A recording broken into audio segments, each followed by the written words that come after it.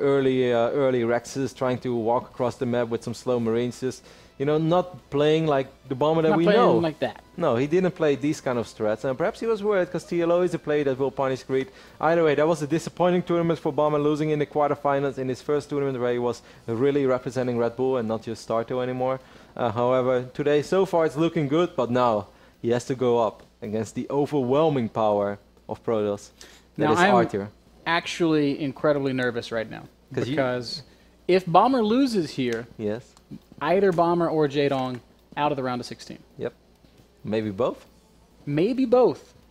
Yeah. If that happens, I refuse to entertain that as a possibility. Me too. You know, like it would be one hell of a storyline, but I'm afraid that people will take the storyline in the wrong way. But the new patch is coming up though, guys, so even if that happens, and the new patch is just days away, while we are working on the map videos, we can talk a little bit about that, Ben. Have you been able to read through the balance changes? Tempest and what are now deal more damage to buildings. No, that change didn't go through. No? No. Oh, I didn't actually read the like changes. Most of the changes went through, and that one did not go through, and I am so sad about it. Oh, that is interesting. See, I've actually been without internet for the last several days. Hey, that's so right. I only got internet back has been moving. It's been very difficult because I go home and then I sit there on my couch and I'm like, well, guess I have to read a book now. No, all right. Most of the changes that you read about, because I know that like you know about the changes because we read them through in the office, did go through, but they did not go through with the blink change, which I'm very happy about because blink is just a fun mechanic in the game. It's fun to micro, it's fun to watch, because you know just when you think that players can't possibly micro blink stalkers any better than they already do, they keep surprising you. So I'm really happy that Blizzard kept that the same way as they did. But for instance, the Widow Mines have been changed. Yeah, so it's to the credit of the blink change. I think a lot of players made great points about the map pool being so conducive to blink all-ins, and that's probably why we've seen some of the power of Protoss. Of course, the Mothership Core has been division has been reduced, which I'm pretty happy about. I'm not the biggest Mothership Core player in the world, anyways. It's like it happens every second day that I'm streaming, and then like some guy was like, "Why is this guy not making a Mothership Core?" And I was like, "Yeah, I know, but like."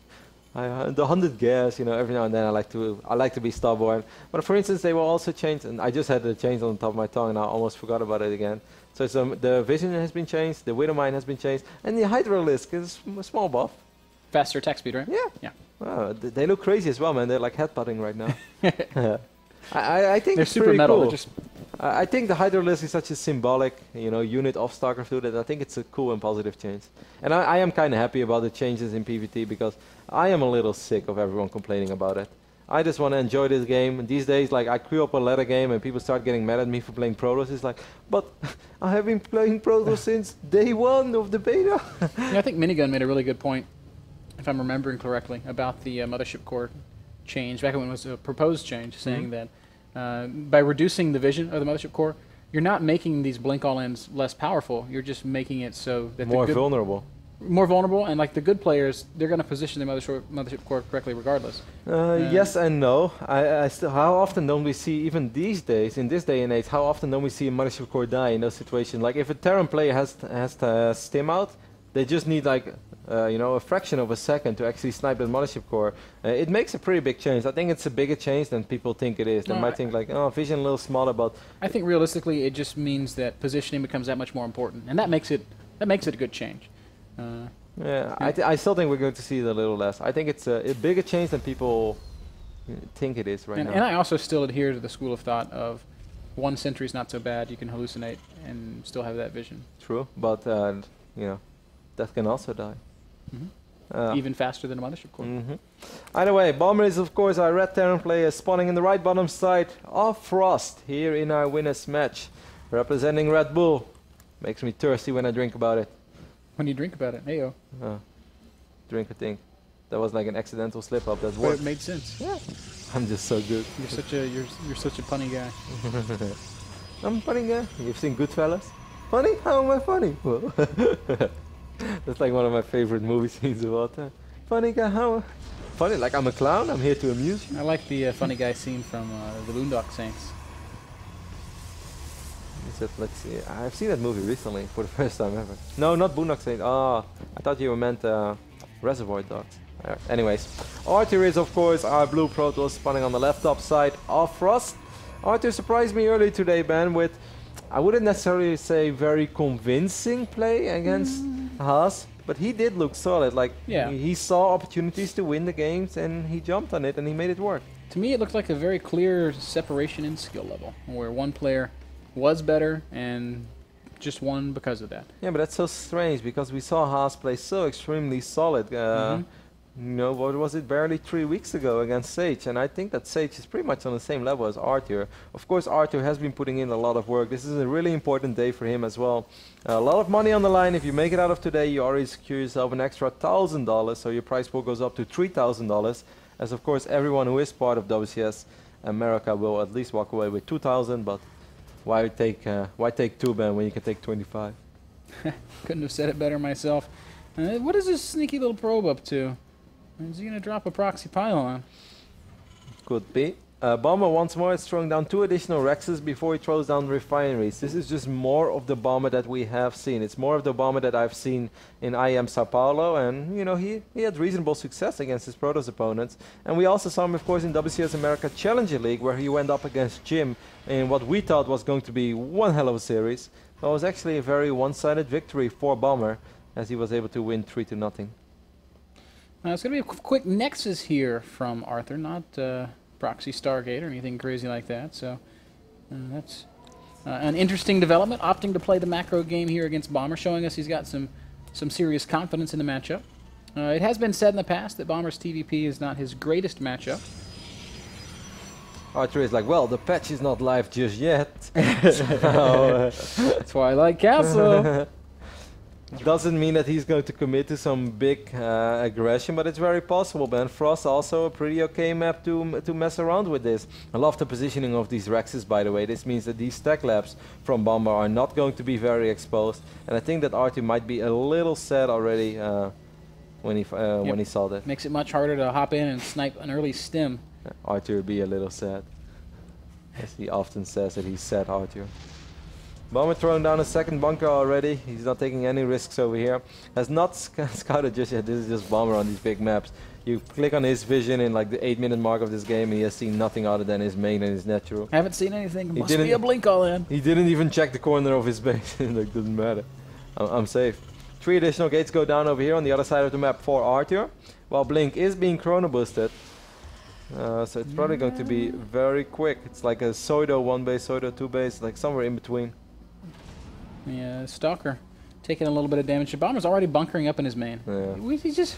Bomber just knows. Did he scan? Nope, he knows. Because he's Bomber. How do you just know? All he's seen is a Stalker. Because Bomber knows Arthur. And he's like, well, if this goes on for a long time, I think I probably win. So how can I lose? Well, maybe to an Oracle. That's why he's keeping these Marines in his natural. And if you're not going Oracle, then you're probably going Blink all in. Because Arthur does have the reputation of being a rather cheesy Protoss player. Bomber would be the sickest poker player. That's just the next transition in as well. King 9? Okay, I call. Bomber will have the same reach as you, Ben, but he will actually lay down his hands. As Mr. Bidder is very good in playing poker, he's like, I think you have me beat. Yeah, you have me beat. You have me beat. Alright, I call. It's like, no, Ben. You just figured out that he has you beat. You're not supposed to call right now. Well, the story of Bidder's gambling career. You know. I just had to make sure I was right. Like I often say, it's better to bet and lose than not to play at all. I think only the degenerates say that. That's my degen excuse. Here comes the Stalkers. Bomber has to be careful, Ben. He has to put all of these units in his bunkers. He has to start pulling SCVs already. There's still... I'm a little worried. Yeah, I'm a little bit worried as well. well. That's a good time warp on the ramp, I think. The Stalker's in a weird spot. He's blinked between two different groups of Marines. And he's taken a lot of damage. It's hard to say that was worth it. Normally we always say you need Marauders to deal with this. There's not a single Marauder in this army. That was a reasonable first exchange for Bomber. Bomber has like a hammerlock economically on this game, but of course he still has to survive. I don't think that this first bunker is going to die. Medevacs are almost out, and he has Stim already.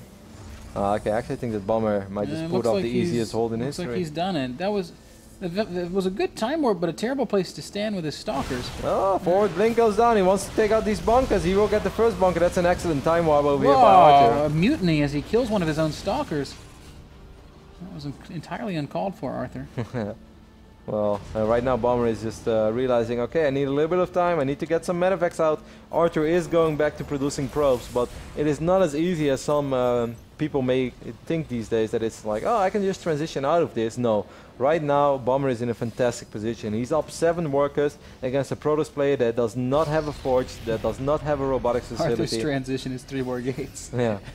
Well, I mean, he needs to do something, but he is at least producing probes, so it's some sort of a transition. But Bomber is extremely far ahead right now. I'm most impressed by the fact that Bomber just blindly prepared for this. And yeah, Archie does have the reputation for it. Of course, excellent call by Bomber, and he also did not prepare a little bit for it. He, threw 2 bunkers down in the netcho, had 1 bunker in the main, had units in excellent positions.